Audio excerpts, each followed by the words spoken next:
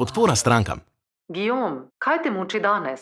Bratranec Teo mi je omenil pico, ki jo poganja umetna inteligenca. Same neumnosti kvasi. Ne, prav ima. Tudi živilska industrija se je podala v te vode. Zanima me, kakšen okus ima.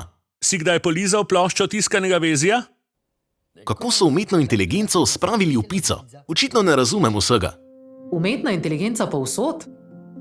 Saj UI ne vstavijo zares v pico. Res pa je, da v model za strojno učenje vključijo veliko količino podatkov. Recimo podatke o sestavinah, o željah strank, o preizkušanju receptov in povratne informacije preizkuševalcev. Zahvaljujoč vsem tem podatkom, model ustvari veliko različnih receptov, brez vnaprej določenega mnenja o njihovem okusu. Za vsak recept model tudi predvideva, ali bo strankam všeč ali ne. Samo trenutek, čeprav razumem, me skušaš prepričati, da ljudje danes uporabljajo statistiko zato, da spečejo pico. Ja, algoritmi strojnega učenja se uporabljajo na mnogih področjih. Marketing ni nobena izjema, pomembno je le, da je podatke možno vključiti v modele. Je potrebnih veliko podatkov.